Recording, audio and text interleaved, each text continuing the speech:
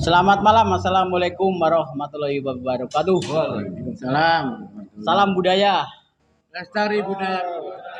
Oke, jumpa lagi di kesempatan malam minggu ya di Sentra Tosanaji seperti biasa mengadakan podcast Chris dan juga Tosanaji lain ya. Hari ini kebetulan kita akan membahas sebuah tema yang sangat menarik ya, yaitu keris dukun, keris yang dipakai para dukun biasanya. Di sini ada, saya perkenalkan narasumber kita ya, dari ujung sana, Ki Ageng Pramono Pinunggal atau Mas Prapin. Assalamualaikum warahmatullahi wabarakatuh. Sugeng Galuh. Di sebelahnya ada dari Karangkajen ya, Bapak Budi Kajena. Dan yang tidak asing lagi ini dari sentra sendiri, Mas Andi Fatur Rahman. Oke, sebelum membahas tentang keris apa yang sering dipakai para dukun ya, atau juga para ahli metafisika, nanti kita bisa mendengarkan beberapa informasi dari para narasumber seperti Prapin, juga Pak Budi dan Mas Andi. Untuk pertama, bagaimana kalau kita dengarkan dari Prapin ya sebelah ujung sana ya? Atau Mas Andi? Monggo. Mas Andi dulu. Dari ujung. Oh, dari ujung dulu. Ya ya, enggak apa-apa. Kesepakatan ini. Oke, Mas Prapin dulu. Dari kiri. Ya. Mantap. Ya. Makasih. Sebelumnya mau saya bakar dulu nih minyaknya. Wah. Oke. Biar mirip dukun. Ini nggak mirip dukun ya. Assalamualaikum warahmatullahi wabarakatuh. Waalaikumsalam warahmatullahi wabarakatuh. Alhamdulillah rabbil alamin, puji syukur kehadirat Allah Tuhan Yang Maha Esa. Pada malam hari ini kita diberi kesempatan untuk bertemu dan mengadakan sarasehan yang luar biasa, temanya sangat bikin deg-degan ya, keris dukun. Sebenarnya kita sudah lama sama Ki Fajar untuk mengadakan sarasehan semacam ini atau semacam diskusi tentang keris dukun yang sangat kontradiktif sekali. Makanya malam ini saya mencoba untuk menjelaskan apa itu keris dukun, apa hubungannya nanti dengan kehidupan di masyarakat, pengaruhnya, apakah itu masih dipakai atau tidak. Nah, nanti kita bahas bersama-sama dengan beberapa narasumber yang kita hadirkan. Pertama, sebelum kita memberi kajian keseluruhan, perlu diketahui bahwa definisi keris sendiri adalah budaya adiluhung yang dibuat oleh leluhur kita dengan olah teknis, olah rasa, dan olah spiritual. Jadi olah teknisnya bahan-bahannya dibuat dari besi, pamor, dan baja. Kemudian olah rasa, jadi di sana juga ada semacam pelakuan rasa, keindahan, intuisi, kepekaan rasa. Jadi tidak hanya sekedar ditempa, tapi juga penempaan itu dengan penuh perasaan. Kemudian juga akan dihadirkan olah spiritual. Jadi syarat keris yang betul-betul keris Tayuan itu ya harus memenuhi 3 syarat itu, yaitu olah teknis, olah rasa, dan olah spiritual. Jadi kalau sekedar olah teknis itu mungkin bisa saja kita bikin keris kerajinan atau bentuk keris, itu sekedar teknis ya. Nanti ada olah rasa, raseni, itu bisa dikategorikan keris souvenir atau keris ageman. Kemudian yang lebih lengkap lagi keris Tayuan yaitu olah teknis, olah rasa, dan olah spiritual. Jadi nanti ada beberapa kategori keris yang dipakai oleh para dukun. Jadi sebenarnya istilah keris dukun itu tidak ada untuk identifikasi, hanya digolongkan keris ageman, keris Tayuan, dan keris souvenir. Nah, nanti keris souvenir akan dijelaskan lebih runtut dengan yang lainnya. Kemudian arti dukun itu dari bahasa Persia itu berarti dukan, dari bahasa dukan. Itu orang-orang yang memiliki kemampuan untuk menolong atau mengobati. Jadi kalau di Indonesia ada beberapa istilah yang populer, ada dukun itu dungu pikun. Jadi banyak sekali istilah yang negatif untuk dukun. Sebenarnya tidak semua dukun itu negatif. Dulu memang istilah itu sudah melekat, yaitu orang-orang yang punya kemampuan untuk menolong, baik itu secara pengobatan, menolong secara spiritual, menolong secara keilmuan konsultan. Misalnya ada masalah keluarga, masalah apa, biasanya mereka dimintai pertolongannya. Nah, kemudian ada istilah lagi dukun kudu rukun, kalau nggak diudoni nggak rukun. Itu juga istilah-istilah yang sangat negatif, membiarkan dukun. Tapi di perkotaan istilah dukun sudah tidak populer lagi karena kecenderungan negatif ya.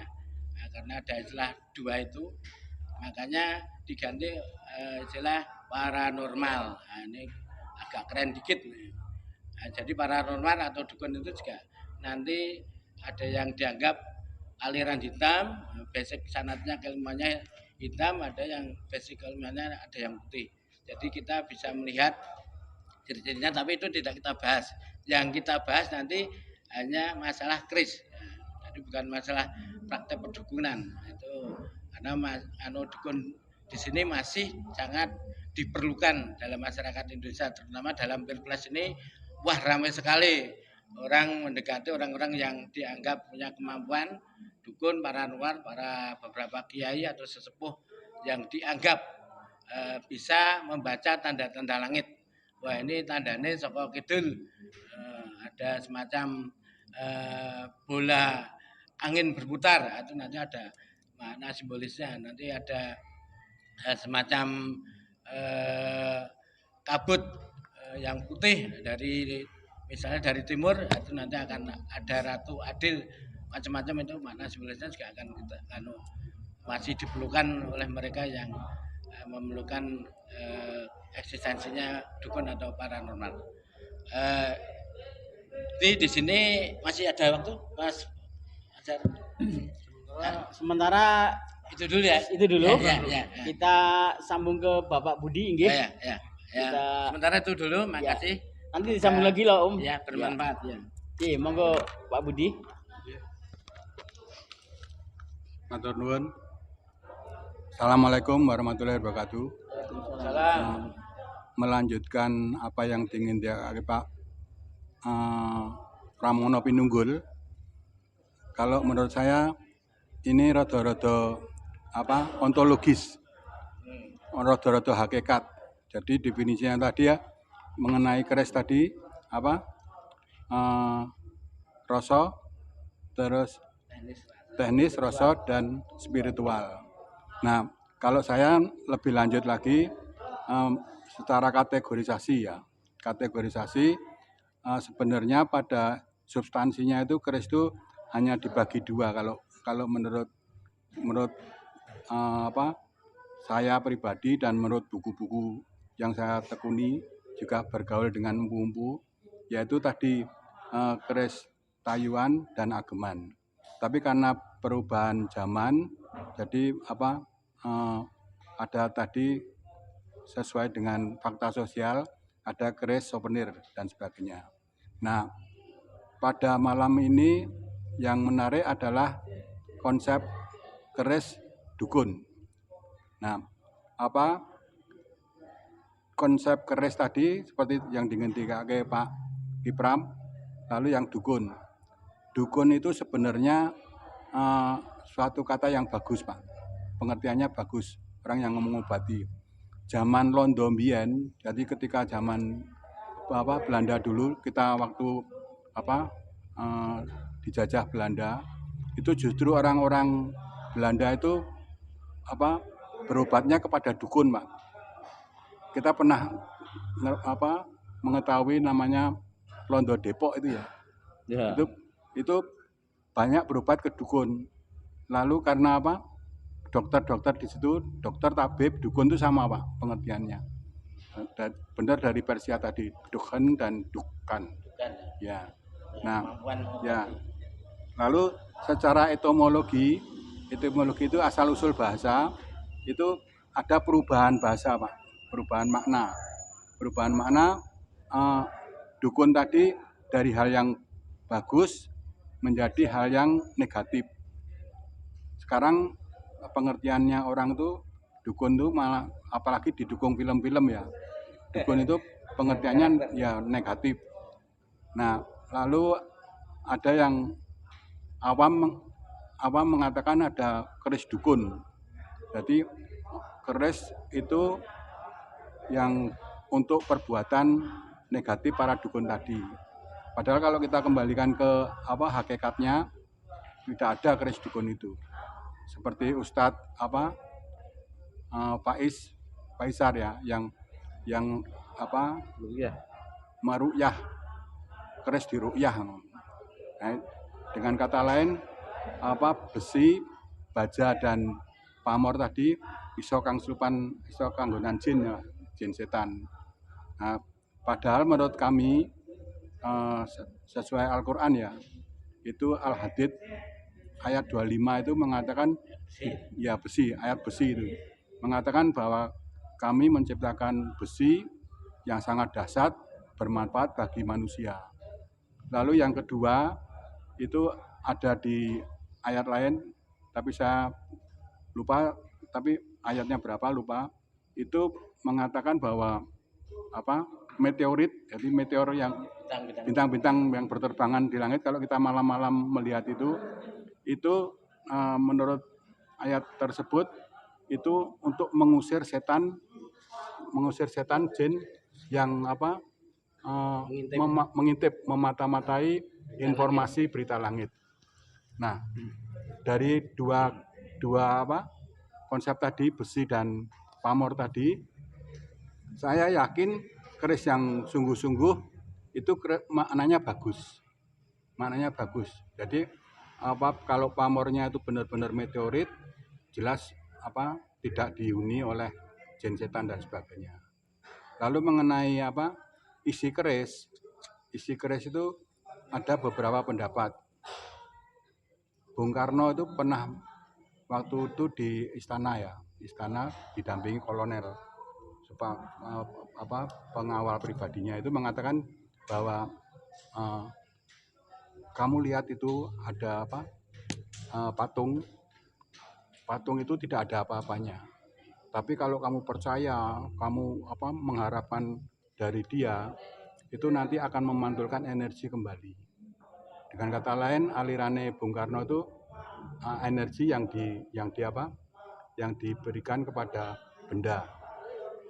Lalu yang kedua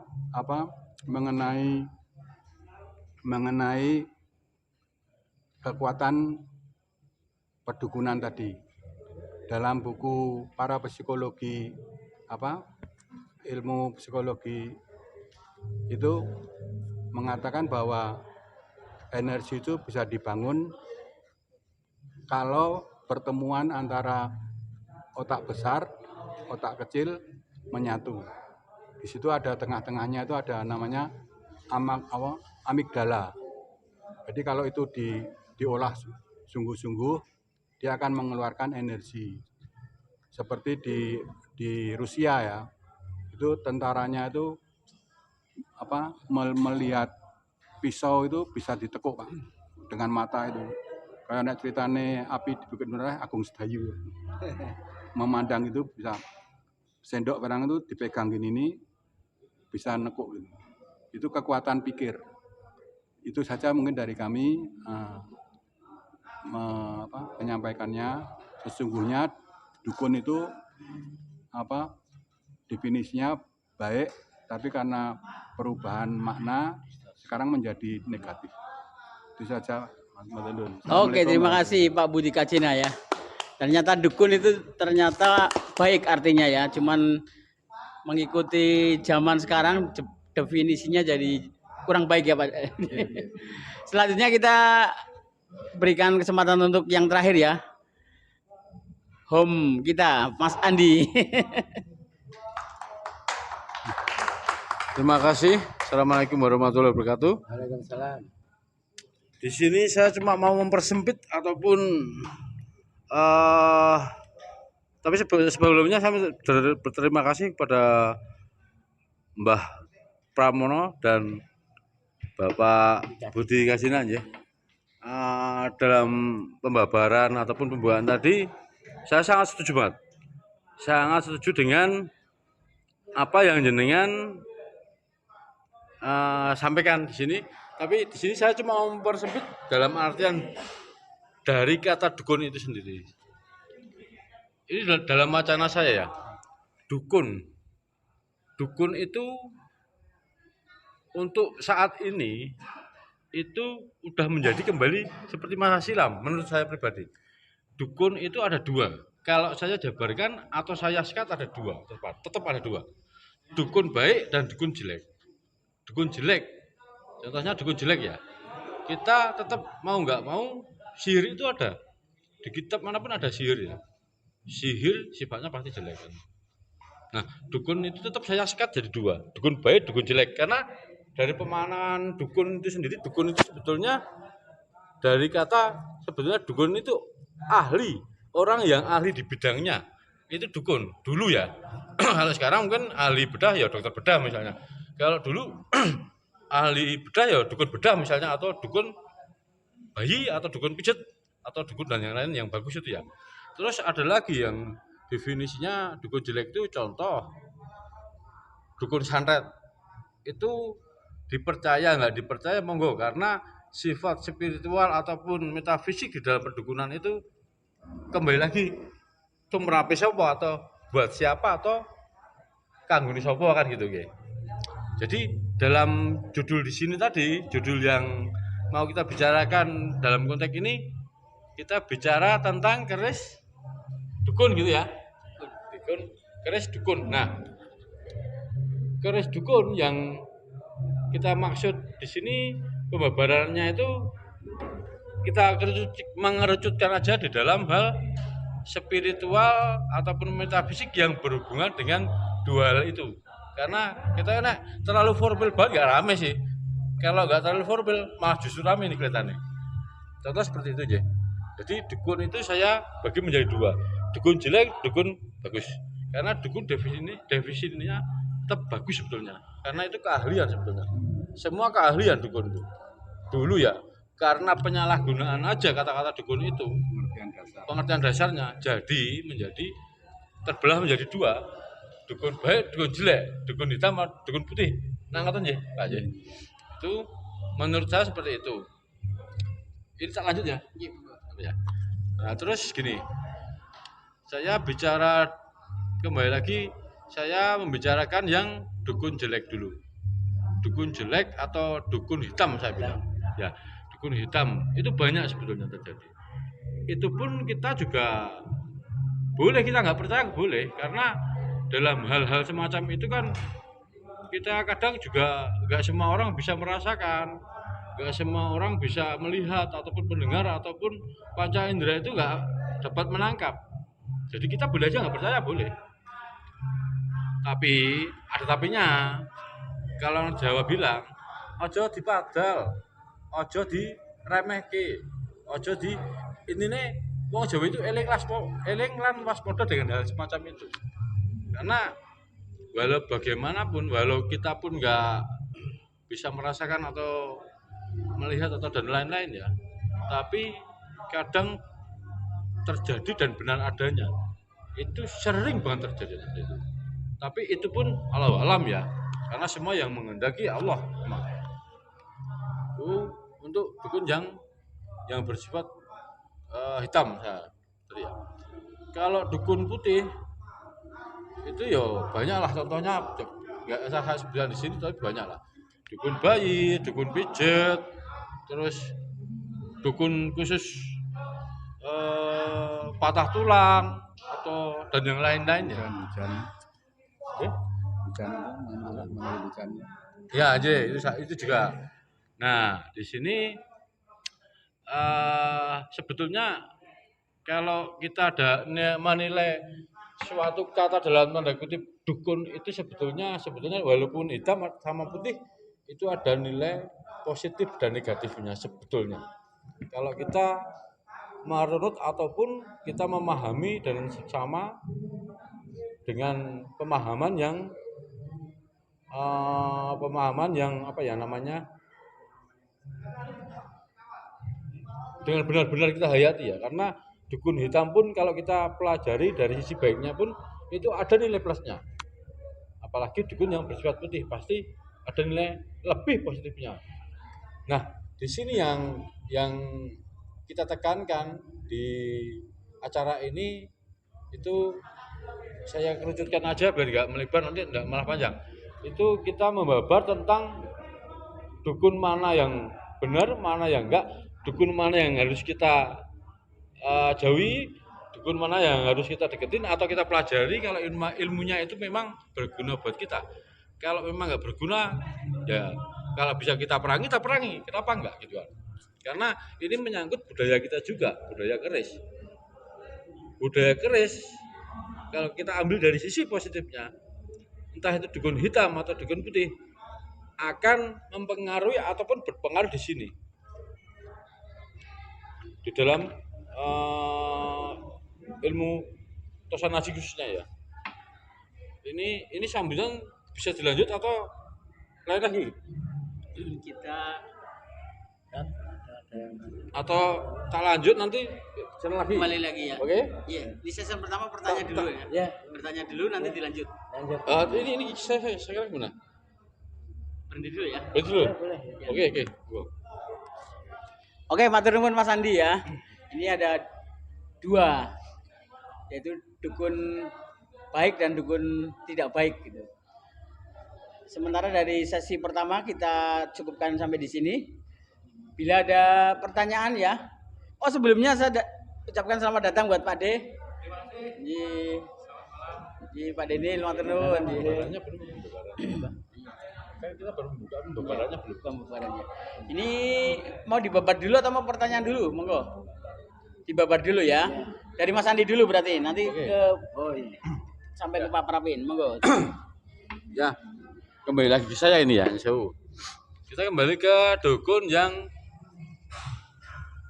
nilainya min atau negatif sama dukun yang nilainya positif plus ya. Itu juga ada kaitannya dengan semua tosanaji, keris, tombak ataupun pedang menurut saya. Begini, contoh, saya ambil contoh aja, ini tombak.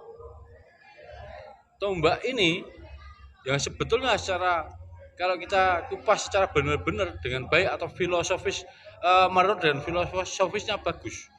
Tapi kalau dipegang oleh dukun-dukun yang sifatnya itu jelek ataupun yo bahasanya yo dukun bluk saya bilang ya, dukun nggak paham tapi sok paham.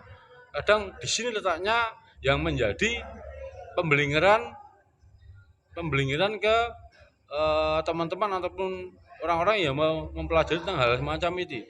Maka saya tekankan di dalam dunia tosanaji itu kita belajar, kita harus benar-benar cari yang mumpuni dalam hal tosanaji, tapi yang khususnya yang di saya garis bawah yang positif tadi. Karena nggak menutup kemungkinan ya, ini kita bukan rahasia umum lagi Nyun Sewu. Bopo Pramono Pininggul dan Bopo Budi ya. Karena banyak sekali sekarang karena ya faktor ekonomi ataupun kehidupan yang semakin carut marut seperti ini, enggak cuma orang yang kaya, orang yang terpelajar, bahkan orang yang punya segala-galanya pun sekarang udah kembali ke hal-hal dukun, kembali ke hal dukun, bingung ngatakan dukun, kembali ke spiritual yang sifatnya itu malah justru terbalik, istilah jembalik otaknya gitu aja. Karena ya iyalah, yang harusnya kita berpikir linear logika itu bisa kita atasi, tapi saking bingungnya, saking judulnya kita larinya ke hal yang belum tentu. Itu yang sebetulnya menjadi tugas kita bersama untuk meluruskan itu. Makanya ada ada kata-kata, banyak sih kata-kata dari orang-orang insan perkerisan khususnya yang memegang dari sisi eksoterinya, bukan esoterinya, khususnya Bagul ya.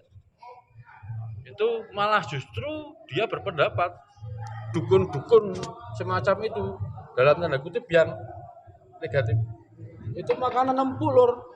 Makanan empuk buat dimakan. Makan aja nggak apa-apa itu.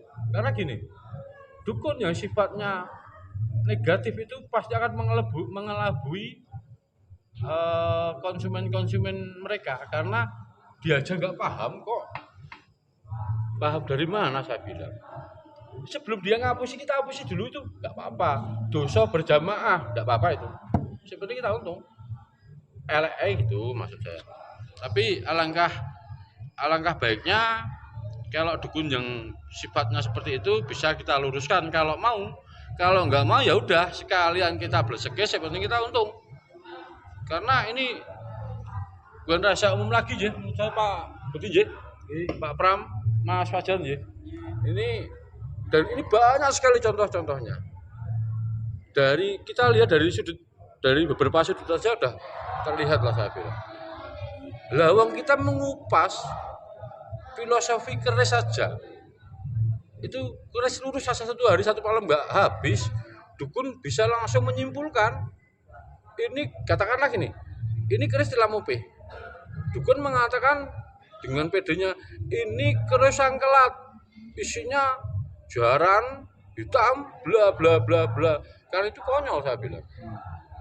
Itu yang menjadikan sebetulnya kacau di dunia persilatan, khususnya di dunia tosanaji. Itu yang saya minta maaf sebelumnya. Mungkin kalau ada yang tersinggung semacam ini, boleh langsung komen di bawah. Karena contoh-contoh seperti ini banyak sekali. Dan itu pun juga udah nggak menjadi rahasia umum. Coba kalau di sini nggak ada hukum, bisa kita tunjuk. Kita bisa tes-tesan langsung. Boleh gitu. Karena ya memang begitu adanya. Jadi kembali lagi, saya kembalikan.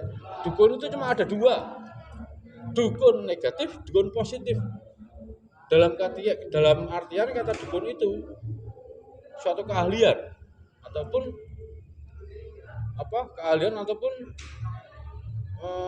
maksudnya saya bilang keahlian ataupun dukun itu orang yang mempunyai ilmu luweh tapi yang ada dua sifat itu tadi. Jadi monggo saya kepada rekan-rekan semua atau dulur-dulur semua, jangan terlalu atau cepat mengambil kesimpulan dengan hal-hal yang berbau dukun, khususnya yang dukun negatif. Itu menurut saya. Sementara itu kita sambung lagi ke Pak Budi. Nanti kita ini panjang loh. Ini sementara saya ke moderator dulu. Monggo. Oke Mas Andi, kita lanjut nanti ke Pak Budi ya. Ini yang penonton kita juga dukun semua ini, ada Mas Jaki. Ya paranormal semua ini. Paranormal nih. Apalagi Pak Alek nih, Mas Alek ini. Alek itu juga dukun. Yang dukun cabul. Pak Denul juga ya, Pak Denil nih dukun. Apalagi Om Nilo, waduh. Mas Dani juga dukun nih. Iya, cabul. Oke, biar lebih seru kita coba dengan Pak Budi ya. Monggo Pak Budi. Pak Budi. Santai Pak Budi. Orang saja. Tadi saya tadi membahas tentang satu aspek dari konsep keris dari Ki Panunggul. Ya. Ki Pinunggul. Ya. Teknis, rasa, dan spiritual. Nah, saya tadi menyinggung sedikit tentang spiritual. Gampangannya mengenai spiritualisme Jawa. Di Jawa itu setahu saya itu ada yang konsep mengenai sukma sejati. Sukma sejati kok mandek iki? Masih. Enggak boleh. Ya. Enggak. Masih lagi. Ya. Sukma sejati, terus praglem itu enggak maksudnya dari ya. Tapi di sana Mas. Ya.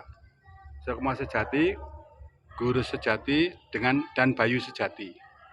Jadi saya tadi kan matur secara ilmu psikologi sebenarnya kekuatan yang spiritual tadi kalau alirannya barat itu dia hanya memanfaatkan otak, Pak. Ya. Kekuatan otak itu sangat dahsyat, Pak. Jadi otak itu dibagi 3 ya, otak kiri, kanan, dan tengah. Nah, terjadinya energi tadi kalau kita bisa memadukan kanan, kiri, tengah tadi. Ya, itu tapi kalau di Jawa atau di Barat semua ilmu seperti itu mesti ada kata kuncinya. Ada passwordnya yang membuka energi tadi. Jadi kalau di Jawa tadi saya matur tadi Bayu Sejati itu untuk energi fisik Pak. Lalu yang Sukmo Sejati itu untuk yang non fisik. Lalu yang kalau Guru Sejati itu yang paringane Gusti Allah sejak pertama kali. Jadi istilahnya Nur Muhammad kalau di dalam konsep Islam. Itu yang menuntun diri kita itu nenggon ilmu kasunanan itu ilmune para sunan itu Pak. Jadi Guru Sejati tadi. Nah, terkait dengan pedukunan itu kalau di sepengetahuan saya itu semacam penyihir Pak, yang negatif tadi. Yang negatif ya? Ya, negatif penyihir. Kalau pengertian dukun yang sesungguhnya itu para ahli pengobatan. Betul. Ya, jadi positif. Setuju. Ya spiritual. Jadi ono dukun bayi, ono dukun pijat, ono dukun tulang, patah tulang dan sebagainya. Nah, itu yang menurut saya konsep tadi.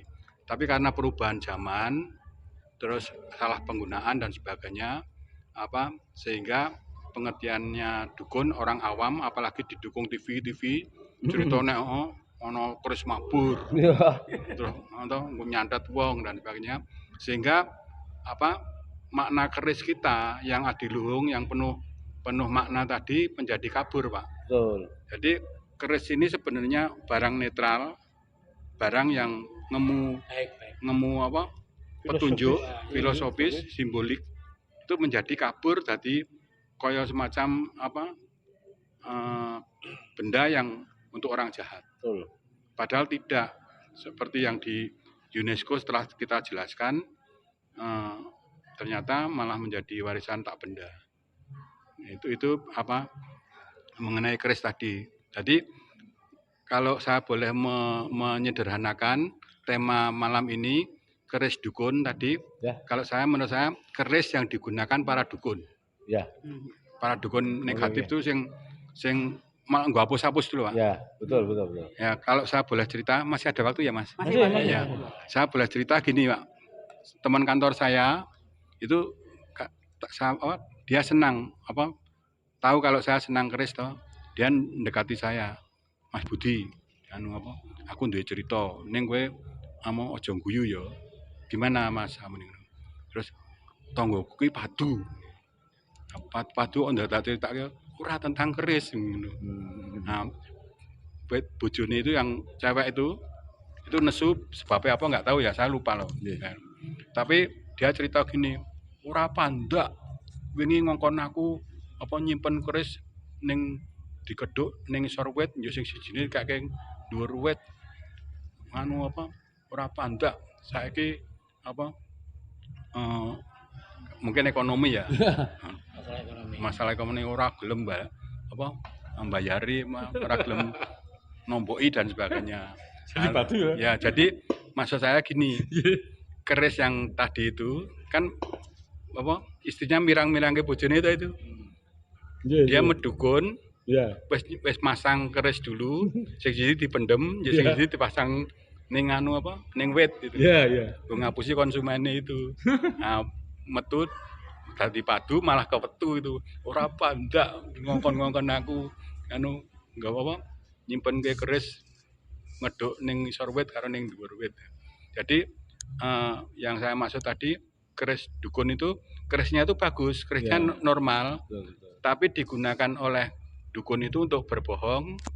Dia mengatakan gini, kamu nanti mendapat keris di bawah pohon itu. Padahal sebelumnya sudah ditanam di situ Pak. Gitu. Nah, masalah gitu. Jadi konsep keris dukun itu menurut saya keris yang digunakan para dukun. Nah kalau itu saya pengalaman dengan Kipram dan sebagainya, ciri-cirinya keris yang digunakan para dukun itu ada yang keris semar. Nggih. Ada atau ya naik menurut anu Klewer, ya Pak? ya. Klewer. Terus keris yang kecil itu Ya. kayak semacam patrem itu. Nggih. Terus Jumatan lah ya. jimatan. Terus apa? Tembogo itu yang kuningan. Terus anonogo dan sebagainya.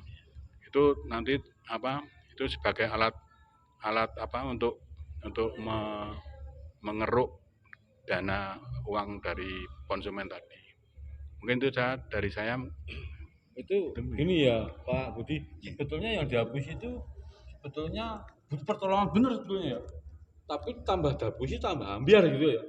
Itu musuhnya dukun segawan judulnya gitu. Gitu.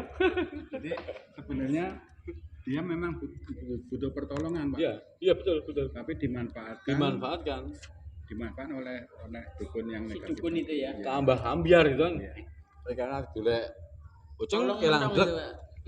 Dalam Tolong mentong itu. nah ya. Itu Golek Tolong bocong mendong, kelang glek tolong tadi. mendong. Iya. Iya. Monggo bisa dilanjut ke Mas Prapono.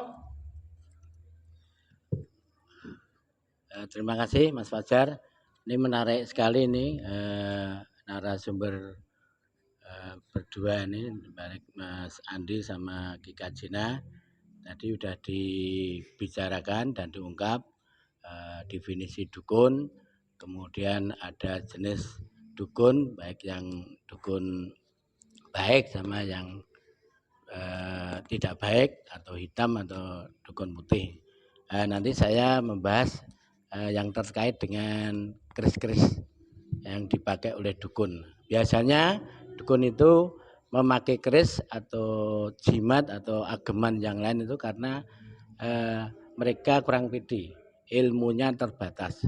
Jadi dia memakai sarana pendukung supaya dalam prakteknya itu bisa terlihat meyakinkan, terlihat wow atau lebih mistis dengan beberapa ubah rampe misalnya kembang, kemenyan. Padahal saya juga bawa kemenyan tadi. Kemenyannya itu berbeda ya. Jadi ya ini dilihat ini di zoom. Ini malah kemenyan asli dari getah damar. Jadi ya baunya harum. Ya, berbeda dengan kemenyan yang dibakar di kuburan, jadi harganya tinggi, makanya ada semacam apa itu pengkategorian sesuatu yang berbau musyrik. Jadi mereka jarang memakai atau tidak berani membakar kemenyan, akhirnya kemenyan diekspor ke luar negeri untuk dipakai beberapa keperluan ritual di sana. Jadi saya tetap meyakini ini tidak ada hubungannya dengan kemusyrikan, hanya penyalahgunaan mereka dalam beraktivitas spiritual. Makanya benda-benda yang terkait dengan perdukunan biasanya macam-macam ya. Jadi sudah dijelaskan sama Pak Budi, semar, terus ada bentuk cemeti sama rasuli, terus kadang benda-benda tadinya yang tidak dipakai dukun karena ada film yang mengekspos tentang keampuhan saat paranormal atau dukun, akhirnya mereka menciptakan bentuk-bentuk yang menyerupai yang di film. Jadi banyak sekali karena dukun tidak punya kemampuan yang kuat untuk menjadi dukun, makanya dia minta bantuan. Tidak hanya sekedar bantuan senjata, keris atau yang lain, malah ada yang nekat dia memakai bantuan jin. Jadi semacam perewangan, jadi mereka minta bantuan dengan cara memasukkan jin itu ke dalam tubuhnya dengan beberapa membaca mantra, akhirnya jin itu memberikan pertolongan atau solusi bagi pasiennya. Makanya sebaik-baik jin atau setan itu juga dia tipu daya. Makanya kita setiap saat sama ajaran kita itu berdoa supaya dijauhkan dari godaan jin dan setan.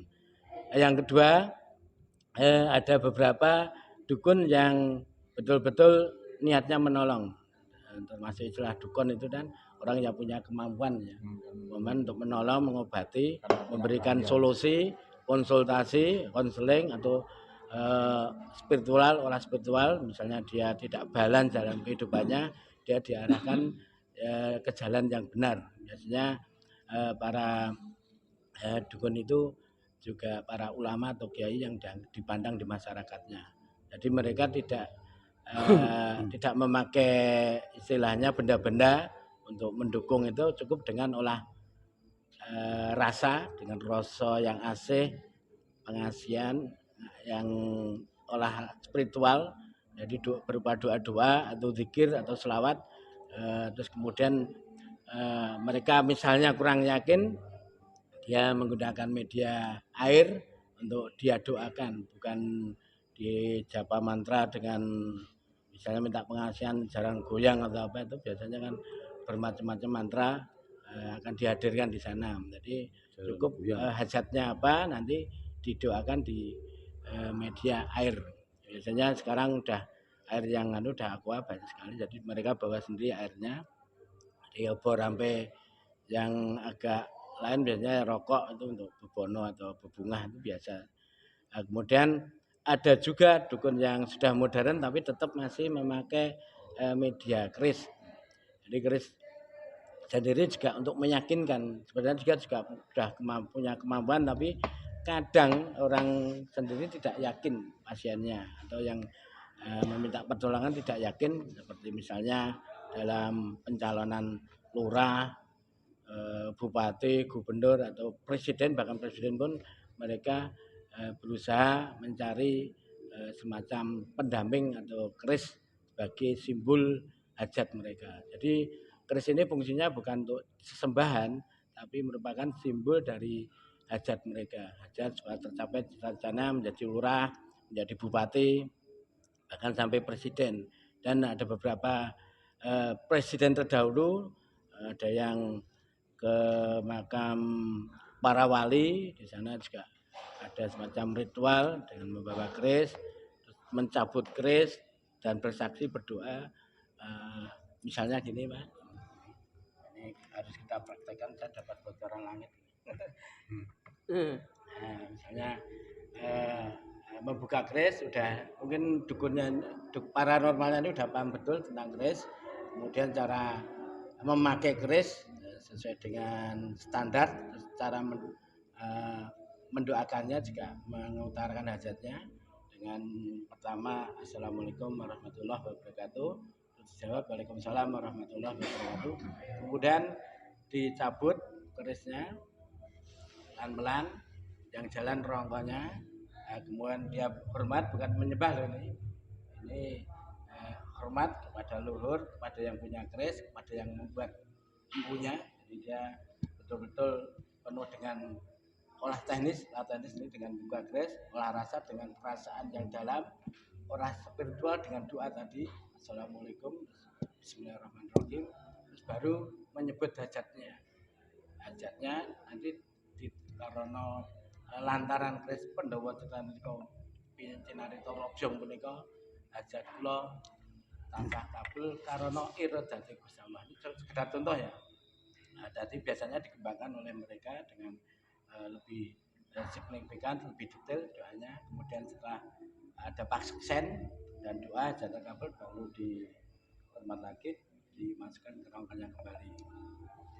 Ini hanya sekedar contoh memastikan, soalnya kita sering berinteraksi dengan beberapa dukun dan paranormal, dan malah banyak sekali dukun itu yang datang ke saya minta bantuan juga tentang doa-doa. Ya, bukan. Berarti Mbah Dukun. Mbah Dukun. Maha Dukun. Maha Dukun.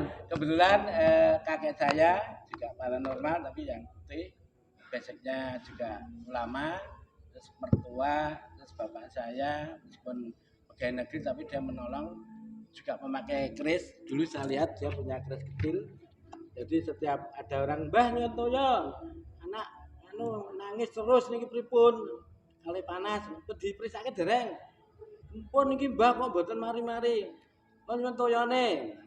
Bapak ke belakang ngambil air putih di gelas, saya penasaran, saya coba intip, membuka keris seperti tadi, olah teknisnya, olah rasa dan olah spiritualnya. Kemudian setelah itu keris dimasukkan ke dalam air pucuknya, berwarna lagi, baru dimasukkan, terus diminumkan. Nah, selama beberapa kali tidak ada yang infeksi atau apa, mereka sembuh semua.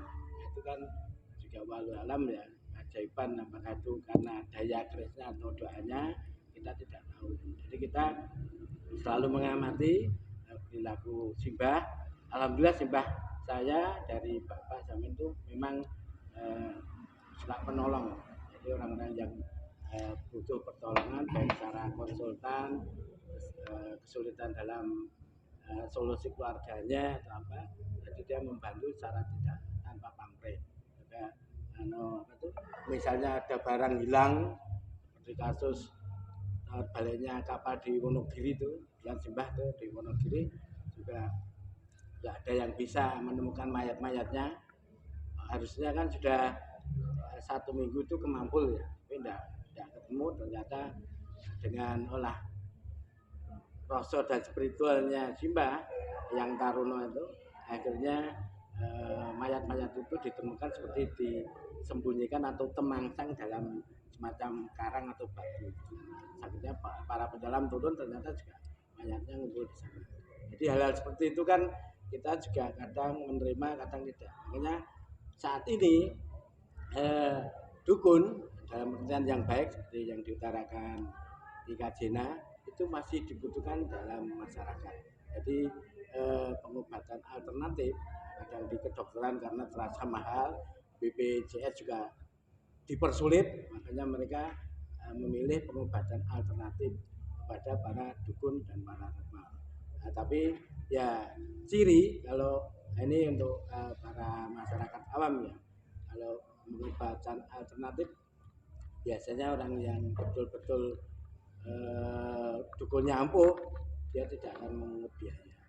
Niatnya menolong sukarela, jadi tidak masang tarif atau istilahnya ada istilah dukun udu rukun, jadi tidak ada. Makanya keris-keris yang di sini itu juga ada yang dipakai dukun dengan bentuk-bentuk yang sangat baik. Terutama kalau calonnya capres ya kerisnya ya betul-betul ada penataannya emas.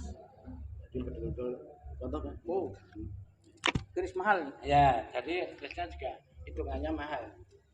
Jadi seperti ini keris Singo Barang 100 juta itu paling nggak itu. Singo Barang terus 5 pamornya kulit semoga penata emas, jadi akan berbeda sekali penampilannya. Jadi ini betul-betul keris ageman di sebelah Taiwan. Jadi mereka juga Bukan keris dukun ya? Ya istilah keris dukun itu cuma identifikasi karena dipakai untuk sarana. Oh iya. Nah, Satu pertanyaan Pak Roh, potong enggak? Sebentar saja. Nanti enggak runtut. Nanti yang saya tadi enggak potong loh. Enggak, dikit banget Pak, ini. Ya, boleh. Gini.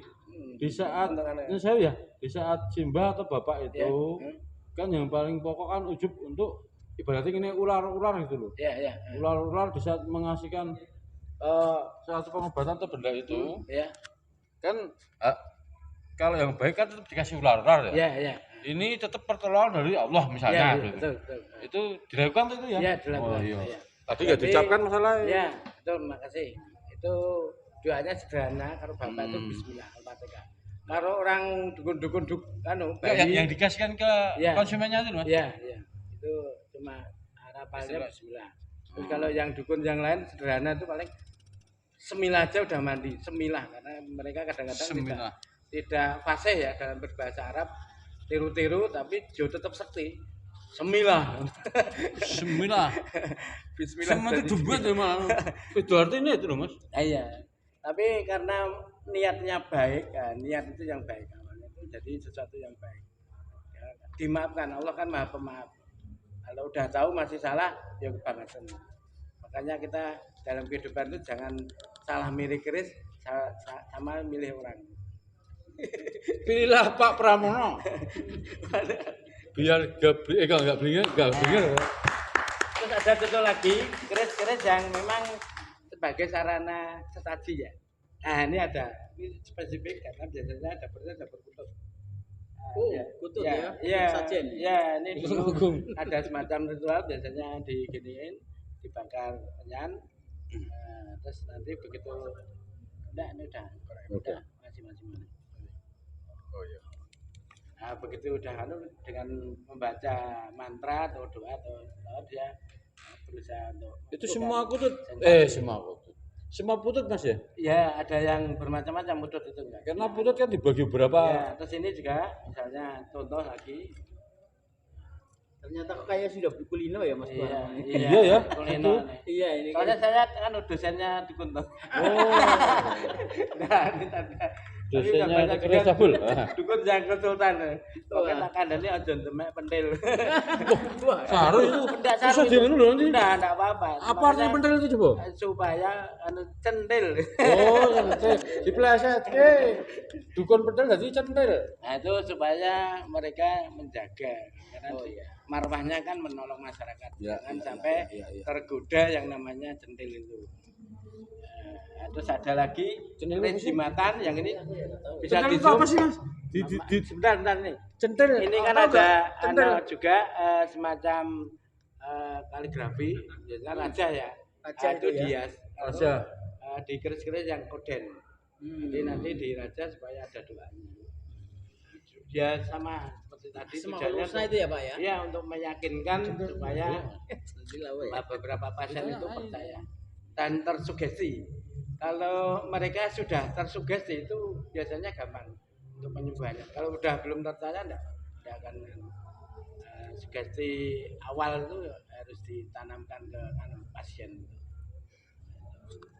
Biasanya kalau ada dukun yang berobat itu 100, yang sembuh 10, yang 90 tidak cerita. Yang 10 cerita, wah kayak ampuh kayak ning kono ning gene Mas Andi kae wah. Jos tenang ya. Ah tebus setol kokoe. Misalnya ini bisa. Oke, ada cukup gitu. Oh, iya. Dilanjut. Oke, terima kasih Mas Pramono ya. Tepuk tangan untuk 3 narasumber kita yang luar biasa malam ini. Luar biasa.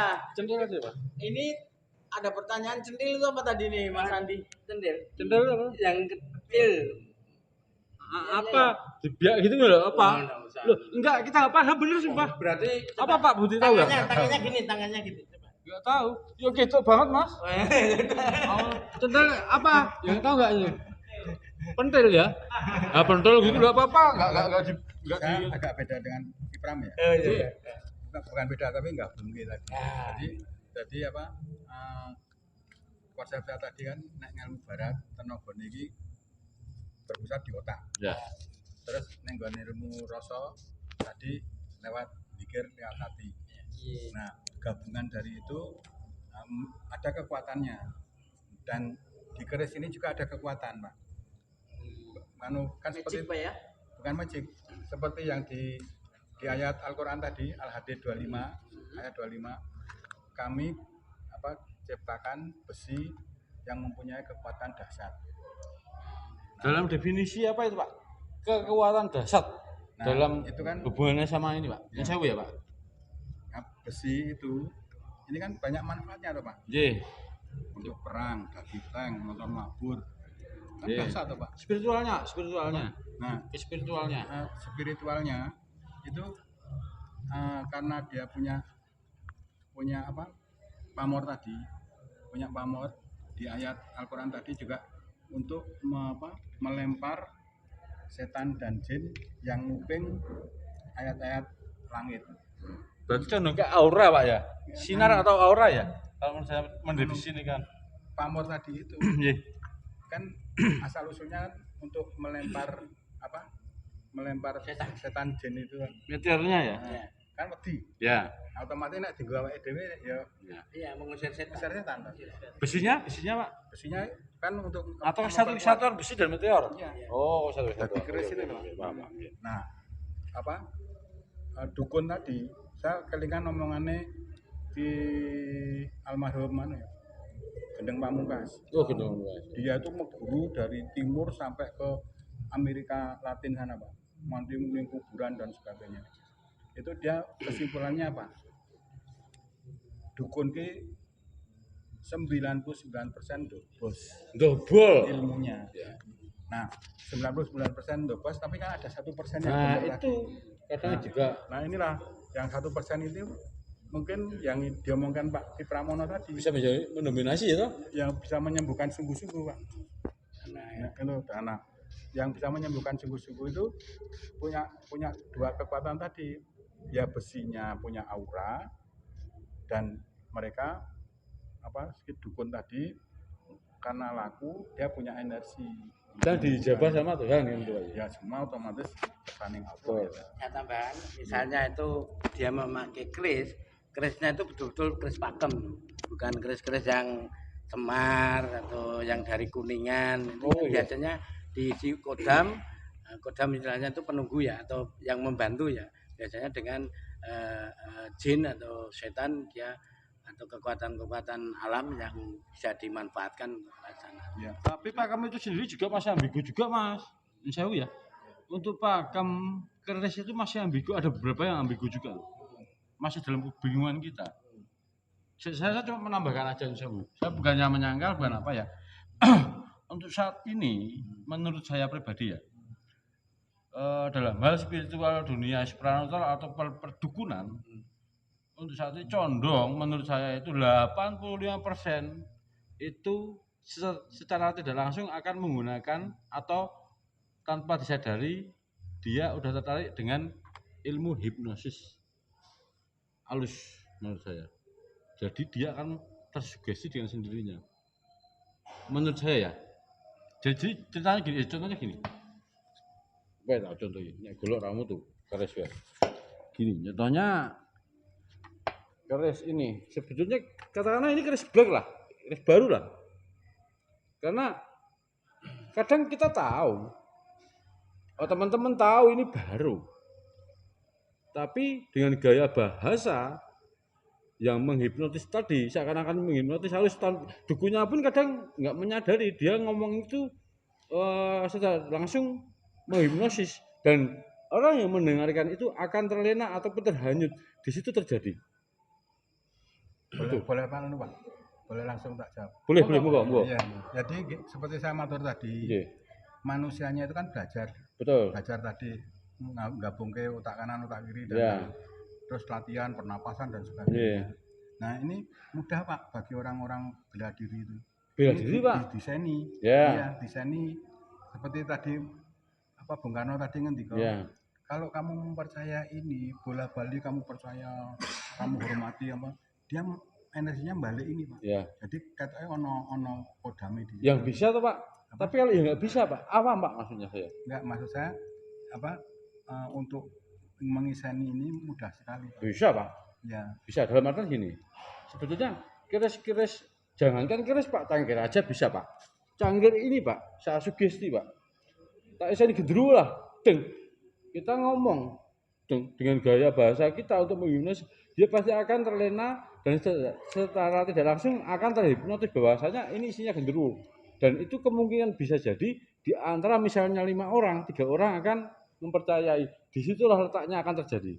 Nah, walaupun itu menjadi halu atau apapun, tapi yang namanya imajinasi sugesti itu yang mempengaruhi terjadinya hal-hal yang nggak mungkin jadi mungkin kan seperti itu Pak. Iya, jelas tadi sama energinya balik tadi loh. Ya. Jadi tapi kalau kita percaya sama ini terus kita percaya terus, dia balik energinya balik. Balik ya. Sehingga orang awam pun melihat ki angker.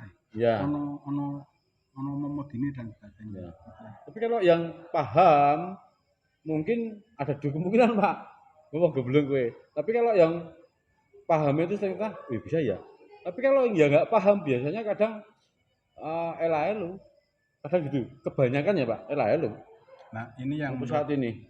Ini yang menurut saya yang memperburuk citra keris. Nah, ya itu yang harus kita kupas malam ini Pak. Citra keris menjadi buruk karena justru yang beredar informasinya yang keliru tadi Pak. Nah, itu yang harus kita luruskan ya. Orang tidak tahu dihapusi. Nah, itu. Sehingga keris yang sebenarnya karya ya kalau istilahnya Adiluhung ya. Ini karya unik loh Pak. Ya. Di negara lain itu tidak ada. Kalau menurut jenengan Pak Budi, Mas Pram, saya cuma tanya ini. Adakah keris sepuh benar-benar sepuh, real ori dengan power ataupun boya yang besar itu akan unjuk gigi dengan suatu fenomena misalnya gerakan atau apa ya daya tarik atau dan yang lain-lainnya berbeda dan kita lihat apakah sampean percaya? Saya Pak. Hmm. Saya, Pak. Ini Enggak jawab ya percaya atau enggak itu aja. percaya. Jenengan Pak? Ya, jadi gini. Enggak percaya atau enggak? Pertanyaannya gini Pak. Energi itu terjadi Yeah. kalau dilipat-lipat terus Pak. Enggak, ini Enggak. jawaban saya percaya atau enggak? Ada punya kekuatan yang Percaya. Oke, kalau percaya saya setuju. Seperti di Al-Qur'an tadi. Iya. Besi itu Enggak. Pertanyaan saya itu tadi ini keris lama, goyonya besar atau ori ya, lama dan dulu diciptakan dengan suatu kuasa olah. suatu apa ya, permintaan ataupun empu itu membuat dengan tujuan tertentu ya. Itu berfenomena itu jenengan percaya atau enggak? Ya, percaya Pak. Percaya ya? Udah percaya gitu ya? Nanti dulu. Nggih. Kita detailkan. Enggak. Yang disebut sepuh itu misalnya Mojopahit. Original, Pak. Original Iya, sepuh. iya. Karya Misalnya- empu. Ya, misalnya Mojopahit. Ya. Itu kan lipatannya puluhan ribu, Pak. Iya, paham. Gini. Maksudnya kalau besi dilipat-lipat itu ada terjadi pemampatan. Ya, sama Pak. Ini di era Ya. Mataram, Majapahit, Kabudat dan era manapun, tapi ini sepuh original bikinan empu. Semua barang dilipat pasti akan mengeluarkan aura yang berbeda ataupun mengeluarkan energi yang berlebihan ya, lebih ya. Nah, pertanyaan saya cuma satu, percayakah enggak dengan fenomena seperti yang saya ungkapkan tadi, misalnya bergerak, misalnya gudeg, seperti itu loh. Jawabannya Pak, percaya atau enggak? Pak Paramono percaya ya? Dengan insya Allah. Percaya atau enggak gitu aja? Saya dulu Pak. Percaya toh? Percaya ya? Percaya kalau nggak ada tikus loh. Enggak. Jawabannya percaya atau enggak gitu aja? Percaya. Oke. Kalau Ya, dengan- gini. dengan- Enggak, ini malah perpanjang. Nambahin Mas. Ya. Ya. Ini kan kita kembali ke pakem ya, pembuatan keris. Ambigu Pak. Enggak, ini Enggak, dijelaskan. saya Bukan Sudah, menjelaskan. saya belum rampung. Iya. Percaya atau enggak? ini Loh, saya makanya nih Pertanyaan percaya. saya. kepercayaan itu nggak ilmiah, Pak. Benar Pak, kalau Enggak, semua kita ilmiah ini enggak masuk Pak. Jangan diulang-ulang. Ini tadi udah menjawab percaya. Pertanyaan saya, percaya atau enggak, cuma jawab percaya atau Loh, enggak kan? udah tadi udah dijawab semua. Sampai percaya Ya, udah. ya. Saya stop di situ. Ya, Saya ya. tanya Pak Pak Budi, Udah, percaya atau enggak? Udah stop. Kan panjang Pak Kalau Budi. informasinya seperti itu, Ya. percaya. Nah, udah. Oke ya. Ya. Nah, saya sendiri akan menjawab juga. Saya percaya. Kenapa saya percaya? Karena saya pernah membuktikan. Mungkin saya juga bisa membuktikan. Enggak, Lain kenapa? waktu. Kok keris itu bisa memunculkan sesuatu yang jenengan jelaskan? Ya itu tadi Pak, saya bilang keris yang dibikin sedemikian rupa atau dengan suatu keinginan empu yang membuat keris itu difungsikan untuk apa dan bagaimana cara membawanya, yang jelas keris dibikin dengan serius dan dengan tujuan yang benar-benar akurasi. Misalnya seperti itu ya. Nah, ya benar itu. Tapi itu pun Tapi- disangkal boleh, nggak percaya boleh, karena nggak semua orang bisa melihat ataupun istilahnya ngunangi hal semacam itu. Nah, ya. Itu Makanya yang boleh percaya yang pernah melihat ataupun yang pernah berbenturan dengan fenomena seperti itu kan seperti itu. ya. Makanya tadi kan mau kita jelaskan sama Pak Budi Ya. sama saya. Iya. Kenapa kita percaya? Ya, jawabannya ya tidak jauh dari situ. Makanya kita kembali ke pakem pembuatan keris. Karena apa? Di sana tuh pembuatan keris tidak hanya sekedar menempa besi, tapi harus ada sanat yang secara akademis zaman dulu itu runtut, Ya. yaitu olah teknis, olah rasa dan spiritual. Ya, Dan paham. mereka juga punya hajat yang disampaikan melalui doa-doa dan mantra. Iya. Baik itu keris baru atau maupun keris lama, kalau secara sanat pembuatan cara pakem, ya insya Allah otomatis dia akan mewakili sesuatu harapan dan doa. Oke. Saya jawabnya gampang Pak, jawabnya. Nah, yang Pak pakem. Andi tadi kan bilang sedemikian rupa. Sedemikian rupa tadi ya sanat Iya, tadi itu. iya, Ya, sanat. sangat ya. Dengan aturan baku, Ya. dengan prinsip-prinsip yang baku, Iya. dengan lipatan yang bagus, Iya. dengan doa. Karena pengalaman saya juga Pak. Puasa juga ya, Pak. Ya pasti. Pengalaman saya itu Pak. Aku pernah puasa 30 hari bikin keris. Di situ Iya. ngebleng. Enggak. Mati dong. Ramadan. Oh, gitu. Pak, pengalaman saya Pak. Iya. Pengalaman saya itu keris itu ada 3 Pak. Iya. 3. Keris yang besinya besinya maksud saya loh, ini besinya jelek. Itu isinya ya bangsa prewangan itu, Pak. Nah, tapi kalau keris yang bagus, isinya dongo, Pak. Dulu lagi itu. Ya. Jadi Ini karya sangat menarik ya. Ya, menarik. Ini berhubung ada yang mau bertanya ini dikasih kesempatan Oh dulu iya, gimana? saya tunggu itu. Biar rame. Tidak. Kalau saya pribadi ini ya menyimpulkan keris. Belum bahas ini. Belum. Cuma dikit ini 1 menit lah. Kalau saya menyimpulkan keris ini berfenomenal atau enggak tergantung kita. Kembali lagi, kalau kita melihat ya kita percaya. Kalau jenengan misalnya nggak melihat percaya, asal percaya, ya jenengan bodoh. Saya bilang kan gitu logika, kan? Bener nggak?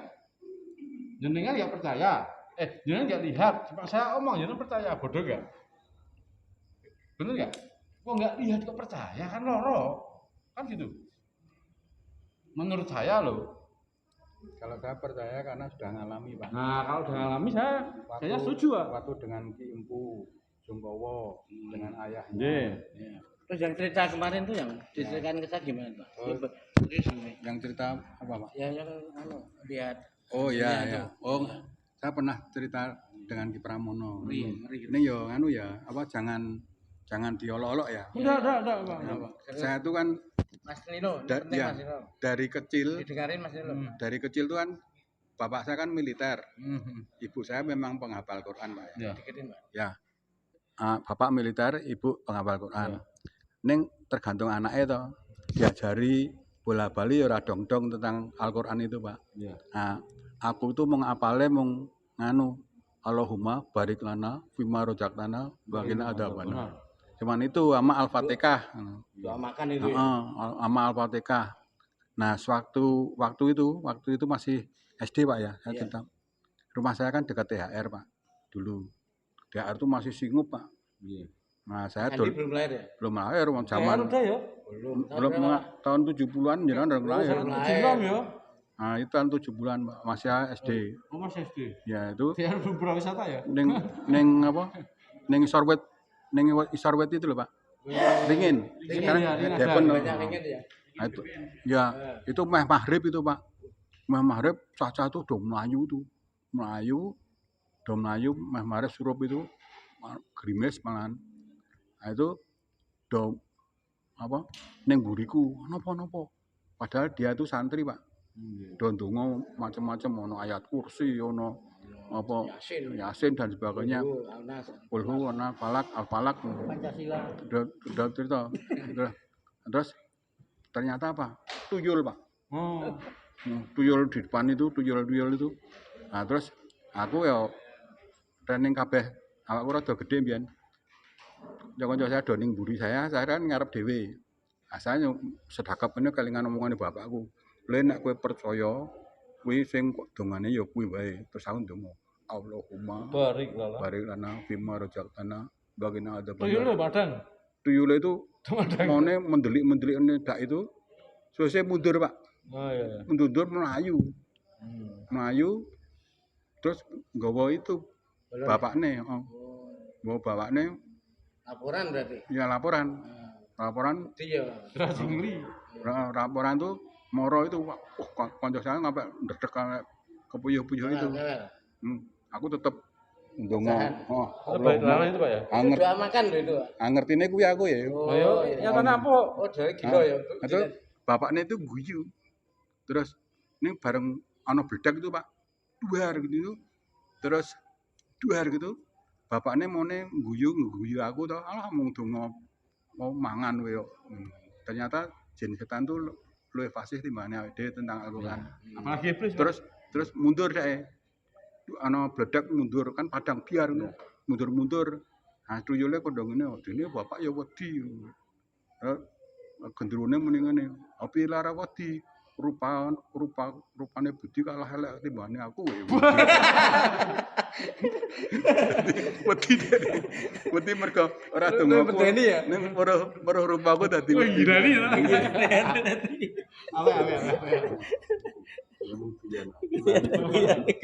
Ngomongnya terus. Terus memang asik sih, Pak. Ngomongnya tangguh aja udah beda. Tapi kita asik di dunia spiritualnya, Pak. Karena lebih luas, lebih enak untuk elelan. Ada yang tanya? Saya Ya itu Ya. tadi, nek spiritual tadi itu Pak. Ya. Berarti saya niteni itu. Dan ini serius Pak. Ya. Keris itu minimal ada 2. Iya. Nah, keris yang wesine ada kecek. Itu Contohnya biasanya- Pak. Ya misalnya black, Ya tidak Oh, ideal, iya. pokoknya Oh, tidak iya. ideal, Terus, cara terus, pembuatannya Pak. tidak ideal. real resporo itu lumayan. Nah, Gaweane kipur yo. Yuk gaweane Ini. Madura bawa batang kapal kae, besi Hmm. kapal. Dan nek sing apik yo gaweane sapa? Sing Empu Solo itu lho, sing almarhum barusan. Oh anu. Dan ngerti dhewe. Besi-besi. Kamdi. Ah, kamdi. Ya, Aku rono wingi anu sadurunge sedo. Itu sama Pak Sakit. bukan kamdi, masih nom dosen isi itu lho. Masih nama tuh? Dosen isi. Oh, kanu Pak Tri. Masih berapa menit Mas Dani? Iya Pak Tri. Masih berapa? Iya. Ya. Itu Yang dia Sarasan Lingkar Kajian Kris. dia mencari sendiri, Pak. Oh iya. Dia mencari sendiri besi-besi itu. Ya. Belum. Nah, saya kembali lagi ya. Kembali ke keris tadi. Iya. Berapa Pak? Kembali ke keris tadi. Kita kan ada namanya Kabupaten Kreatif dan Kota Kreatif. Mas Nilo mau nanya ya Mas? Seharusnya Mas itu keris-keris ini diinformasikan secara sungguh-sungguh secara bagus, Cara proporsional. proporsional Pak, sehingga orang nono keris dukun barang itu. Bang. Itu apa? Hanya penyalahgunaan aja ya. Ya. Mau tanya. Saya setuju dengan Pak Budi. Iya, Di iya. keris itu didudukan sesuai dengan porsinya ya. Betul. Jadi tidak diistilahi dihakimi Ya. sebagai identifikasi dukun. Wah sing duwe keris ya dukun. Dalam- jauh ya. Dalam rangka ini loh Pak, dalam rangka kita kan sudah sepakat Kabupaten Kreatif dan Kota Kreatif. Betul. Betul. Kalau kerisnya itu ya dukunnya oknumnya. Iya. Oke, ini biar Bapak ya, ada yang bertanya ini. Seperti biasanya, setiap podcast pasti ada pertanyaan. Dari Mas Zaki atau Pak D atau Mas Nilo, monggo. Monggo. Mas Hani. Oh iya. Oke, Mas, monggo. Ini Mas Jaki juga dukun ya? Nun Sewu, ini ada satu pertanyaan untuk Pak Pramono nggih. Wah. Tadi ada pembahasan menungso sejati, rasa sejati. Iya, iya.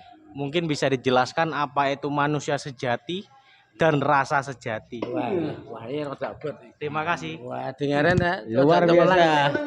Ini saya juga mau bertanya ya, Iya. sebagai moderator. Iya. Keris apa yang paling sering dipakai dukun ya? Yang paling sering?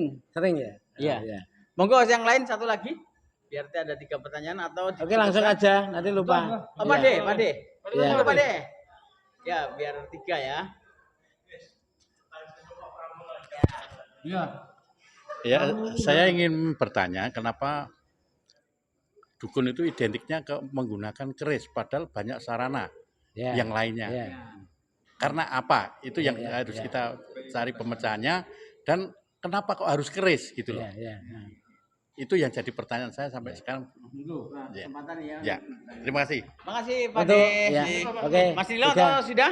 Tiga dulu Oke, aja. 3 dulu aja ya. Pertanyaan yang pertama untuk saya aja ya. Pertanyaan ya untuk Yang Mas angel, yang Pramono, monggo ini agak berat nih. Ya. Ya, manusia sejati ya. Ya, Sejatinya manusia itu diciptakan hanya untuk beribadah. Jadi Allah menciptakan manusia dan jin hanya untuk beribadah. Jadi setiap beraktivitas kalau kita niatkan dengan ibadah itu akan mendapatkan pahala. Kalau misalnya segala aktivitas kita tidak disertai doa atau ikhtiar atau dengan rasa sejati tidak akan mendapat kemuliaan. Makanya, wah ini yang tanya malah nggak mendengarkan ya. Enggak, ini trouble benar. Trouble. Belum. Ini ya. Dari awal, Iya. Enggak, yang dari pertanyaan awal aja. trouble. Dari pertanyaannya toh. Pertanyaan. Oh, trouble gimana? Oh cuma, itu kodamnya gede lek. Lanjut. Ya. Saya ulangi ya, kenapa ada sebutan manusia sejati ya? Itu karena esensinya manusia itu diciptakan oleh Allah itu hanya untuk beribadah, termasuk jin dan manusia hanya untuk beribadah.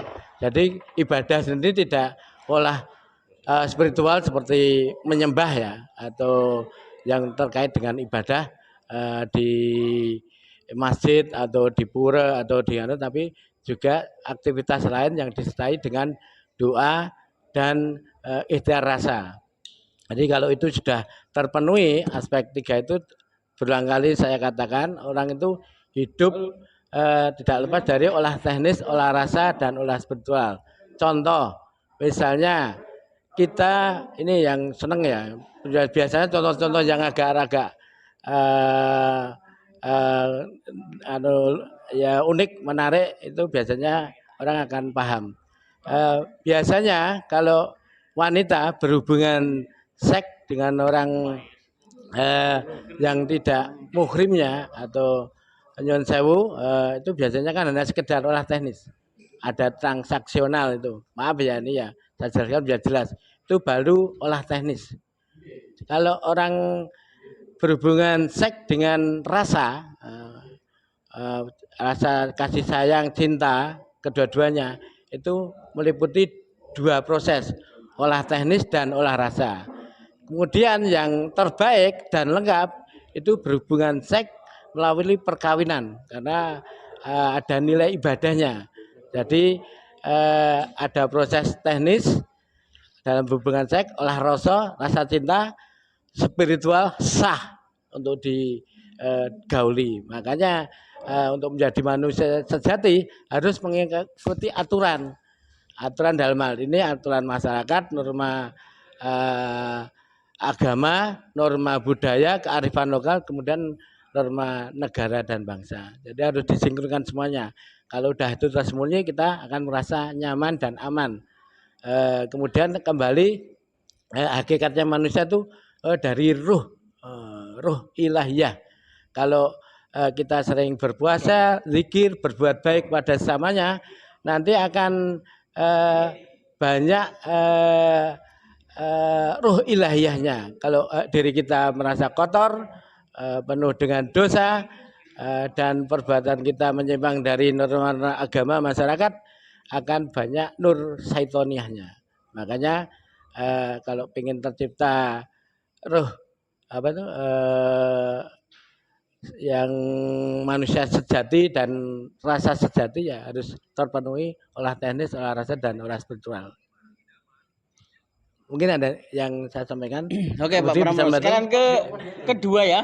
Pertanyaan kedua yang keris apa yang sering dipakai? Insan Kamil. Yang sering dipakai dukun ya. Itu yang saya lihat itu karena banyak dukun itu tidak punya kemampuan maksimal atau tidak punya sanad yang jelas, makanya dia tidak pede. Makanya mau bluk.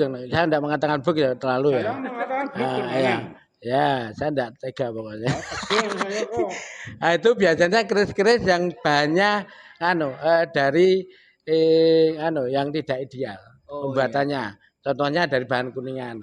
Kan bentuk keris, bukan keris sejati itu.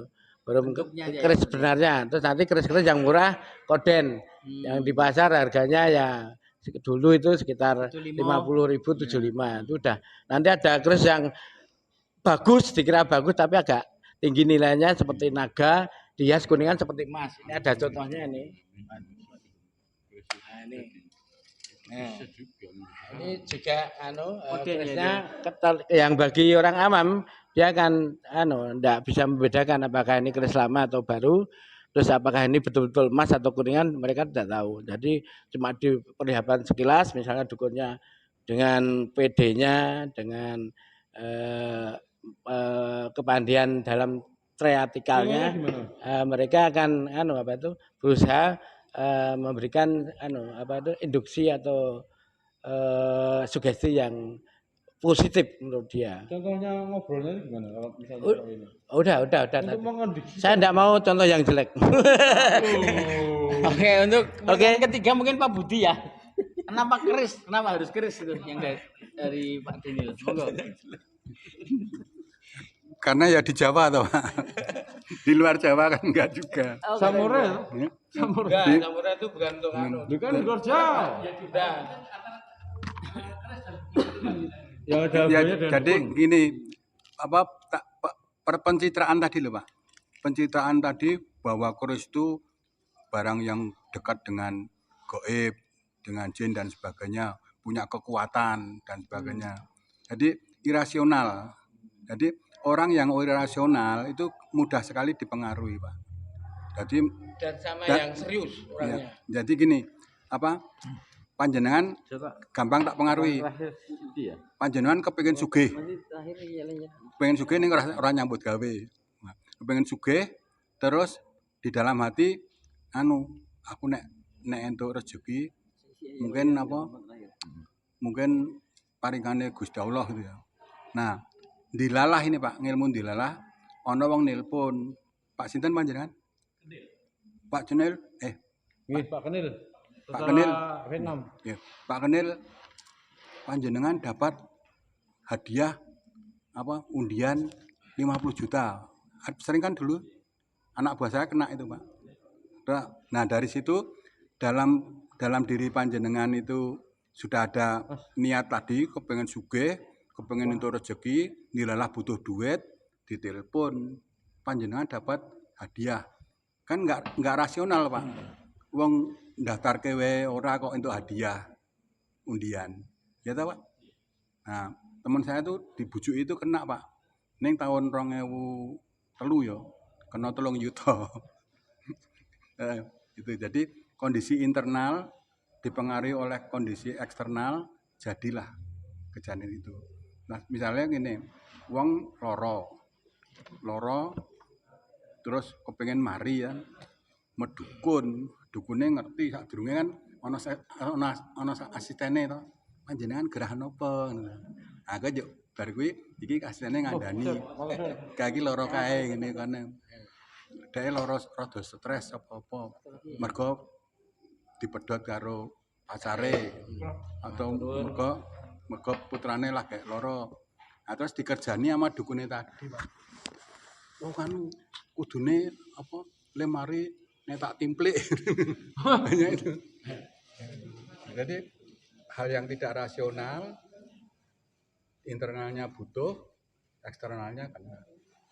Jadilah. Itu, Pak. Jadi kalau pedukunan itu tergantung lokasinya, Pak. Di Amerika Serikat itu di Amerika Latin itu namanya voodoo. Itu lain, Pak. Matur nuwun nggih. Ini ada pertanyaan terakhir dari saya, Pak. Untuk Pak Budi sama Wah, kita belum pernah nanya ya sama beliaunya ya. Mbah siapa? Boleh nanti pertanyaan boleh. Sama Mbah Pram yang sebagai sesepuh paranormal kita loh. Pertanyaan saya simple dan cekatan itu aja ya. Menurut panjenengan sedoyo itu antara dukun dan yang meminta kepada dukun itu sebenarnya yang goblok itu siapa? Itu aja. Benar atau itu pertanyaannya? Di mana? Jangan kita. Saya ulangi lagi ya. Ya udah saya tahu. Ya. Kebanyakan itu karena orang sudah tidak punya kemampuan ya, misalnya dalam pengobatan secara materi atau karena tingkat pendidikan, bahkan yang pintar pun kadang juga kalau sudah putus asa mereka akan lari kepada sesuatu yang tidak nalar, tidak sesuai dengan yang ideal. Makanya saya boleh mengambil kesimpulan bahwa rata-rata yang mendatangi dukun itu ya termasuk kalau mengatakan sampean bodoh itu ya bodoh.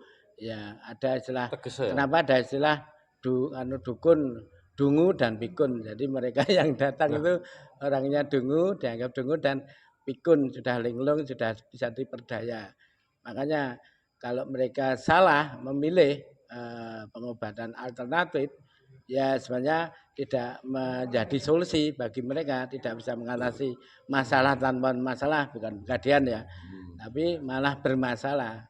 Jadi semakin misalnya orang itu kan melihat dia punya kemampuan secara sosial, secara materi besar atau tidak, kan mengukur nanti targetnya berapa, kan biasanya akan pakai acuan untuk memanfaatkan kedunguan dan kepikunan-nya. Kesimpulannya Tapi yang betul ya. tapi yang bagi mereka yang udah pas, sesuai, mendapat pertolongan dengan orang yang benar, putih dalam arti menolong tidak pakai ubur rambe atau nganu, biasanya mereka akan menemukan kepastian atau solusi dari segala permasalahan yang mereka hadapi.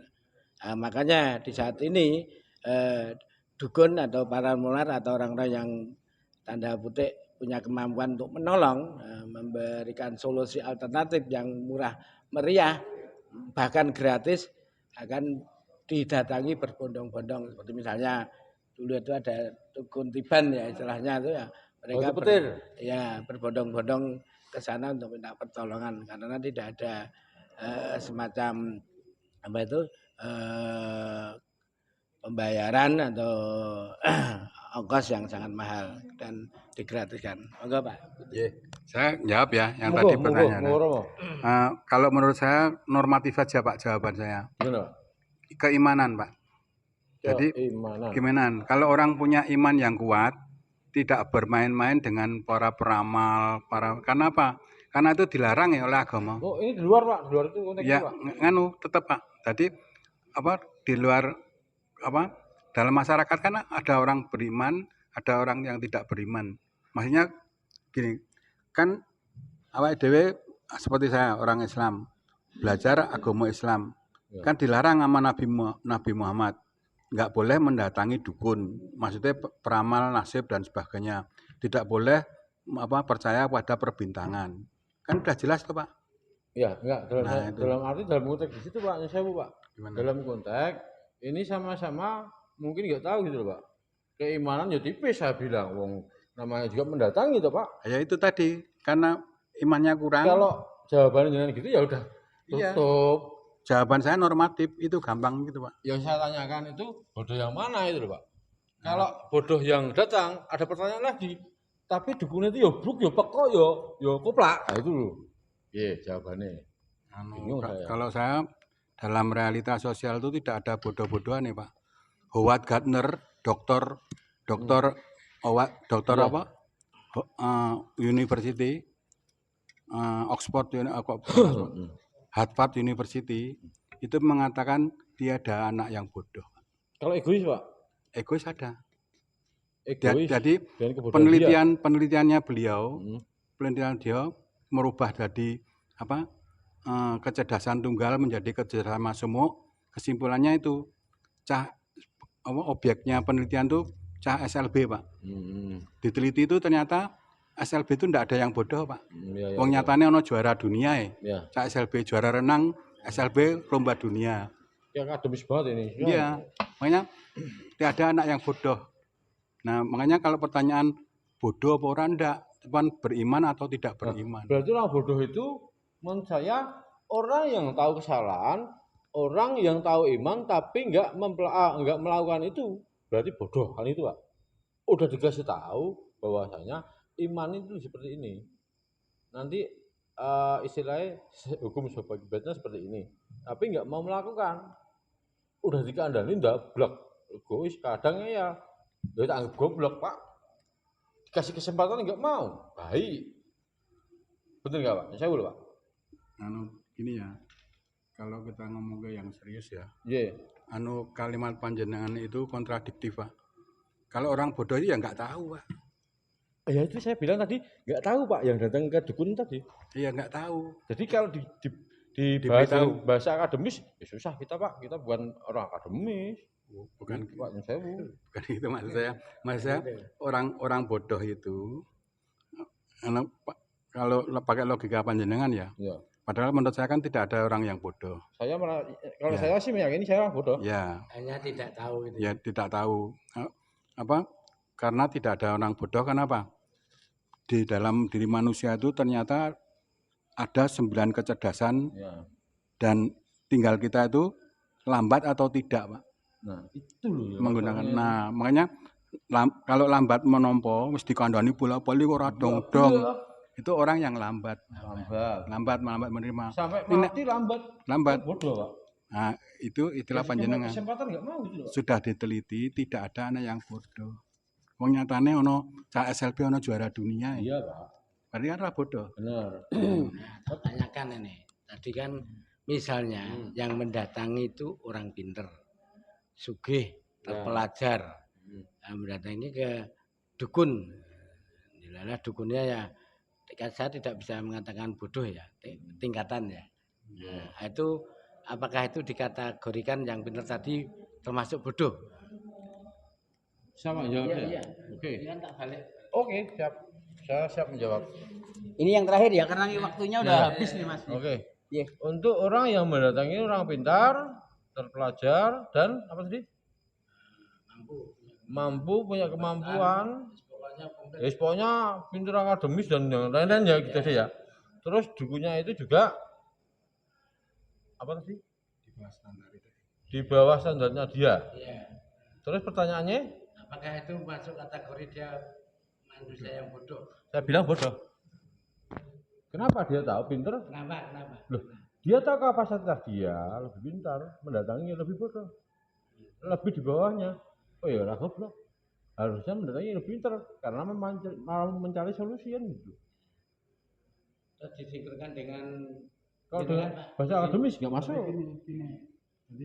nanti ada istilah bodoh. Spiritual nggak ada. Dia kan pintar di bidangnya. Ya, Pintar di bidangnya. ya, Terus tanya kepada yang lebih pintar di bidangnya. ya. Nanti kan nggak ada yang bodoh Tapi enggak sih. Enggak, sebentar. Ini saya dewe di kerubut apa? Wah, kan ya. Jagoannya ya nih. Iya, karena gini. Enggak perlu saya. Karena menurut saya ilmu spiritual ataupun ilmu metafisik itu kalau kita menggunakan istilah atau menggunakan ilmu akademis atau logis kadang enggak masuk.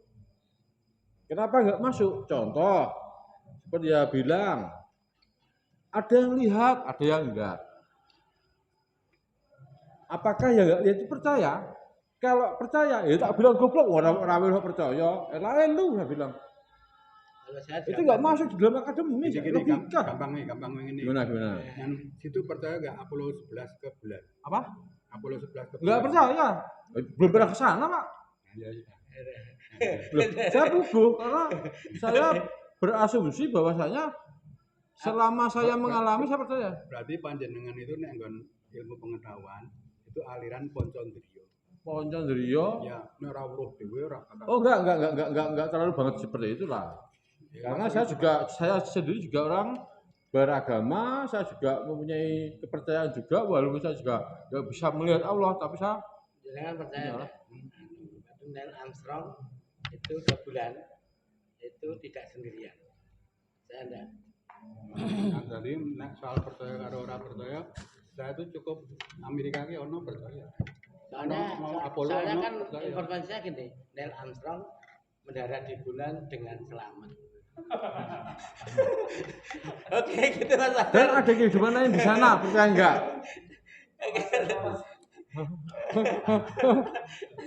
Tapi ini saya ya. Gunanya pengetahuan itu Pak. Itu misalnya spiritual itu dipelajari, diteliti Pak. Jadi misalnya kayak ilmunya sunat. Ilmunya sunat ini ajane mung saka dikir Pak. Ya. Jadi olah rasa tadi ati diolah Pak. Terus iki kan iki reget. Nek apa? Bikul bin Salim. Nek Bimbo mengatakan apa? Hati adalah cermin. Ini bener. Anggo terus iki ya dadi kaya cermin. Cermin itu menerima wahyu, Pak. Menerima petunjuk dari Yang Maha Kuasa. Jadi sehingga peka ini. Bagi yang orang-orang percaya atau Pak ya? Apa? Ini teori. Ya, teori bagi yang percaya. Karena ada beberapa kayak contohnya. Nah, tapi yang agama saya nggak mau lah. Oke Mas Fajar. Oke, kita sudah cukup ya karena waktu sudah habis dari tadi sebenarnya. Karena pembahasan yang sangat seru jadi nggak terasa. Sampai di sini dulu ya. Episode kedua Kita closing dulu. episode kedua belum selesai ini. Oh, siap. Nanti ada episode berikutnya. Eleran santai itu. Saya ucapkan terima kasih untuk Ki Pramono, Ya, Pak Budiwi, dan Mas Andi. Judulnya sama episode 2. Insya Allah untuk minggu depan kita diberi waktu lagi dengan judul yang sama di episode 2 ya, masih dengan Chris Dukun gitu. Ya. Oke, dengan narasumber yang sama atau kita ini belum kelar ya, masih panas nih, masih panas. Jadi biar besok tambah panas, kita tunggu besok minggu ya, malam minggu lagi. Sampai di sini dan saya akhiri, wabillahi taufik wal hidayah. Assalamualaikum warahmatullahi wabarakatuh. Waalaikumsalam. Di hadapan bisa membawa